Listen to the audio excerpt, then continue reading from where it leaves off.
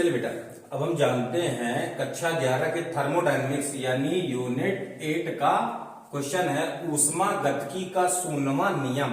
Question बनेगा आपका ऊष्मागतिकी का शून्यवां नियम लिखिए या शून्य कोटि का नियम लिखिए। तो वेरी सिंपल है बेटा, शून्यवां नियम के लिए ऊष्मागतिकी के शून्यवां नियम को एक्सप्लेन करने के लिए आपको 3 निकाय लेना है। ध्यान दीजिएगा, ये एक पहला निकाय, ये एक दूसरा निकाय और ये एक तीसरा निकाय। इसकी परिभाषा बनाते हैं।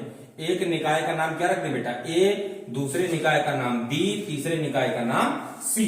ठीक है, तीनों निकायों में से पहले निकाय और दूसरे निकाय को तीसरे निकाय के साथ कैसे रखना है? तापीय साम्य में। कैसे रखना बेटा? ये जो पहला निकाय है और दूसरा निकाय दोनों तीसरे निकाय के साथ कैसे होंगे? तापीय साम्य में। तापीय साम्य का मीन्स क्या होगा इसको फिर मैं बताता हूं। ठीक है, ये दोनों निकाय तीसरे निकाय के साथ कैसे हैं?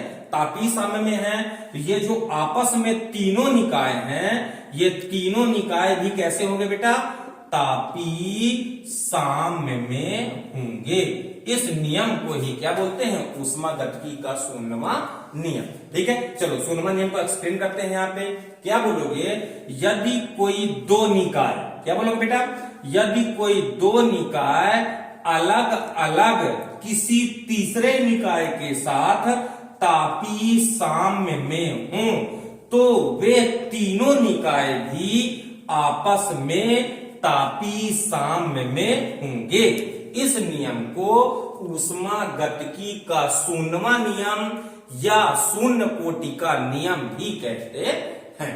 क्लियर हो गया? अब तापीय साम्य क्या है इसके बारे में जानते बेटा। ठीक है, चलिए तापीय साम्य को एक्सप्लेन करने के लिए यदि कोई दो वस्तुएं, ध्यान दीजिएगा, यदि कोई दो वस्तुओं का ताप समान हो, एक वस्तु ये है दूसरी वस्तु ये है, कंडीशन क्या है? दोनों वस्तुओं का ताप क्या होना चाहिए? समान।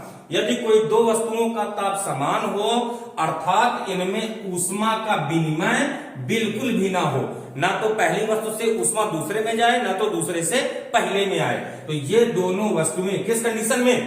तापीय साम्य में होती हैं। तापीय साम्य का भी समझ में आ गया। यदि दो वस्तुओं का ताप समान हो और उनमें ऊष्मा का विनिमय बिल्कुल भी ना हो तो वे दोनों वस्तुएं कैसी होंगी? तापीय साम्य में होंगी। और ऊष्मागतिकी के शून्यवां नियम के लिए आपको 3 वस्तु लेना है। उन दोनों वस्तुओं को तीसरी वस्तु के साथ अलग अलग कैसे रखना है? तापीय साम्य में। तो वे तीनों वस्तुएं भी आपस में कैसी होंगी? तापीय साम्य में होंगी। इस नियम को ऊष्मागतिकी का शून्यवां नियम या शून्य कोटि का नियम कहते हैं। क्लियर?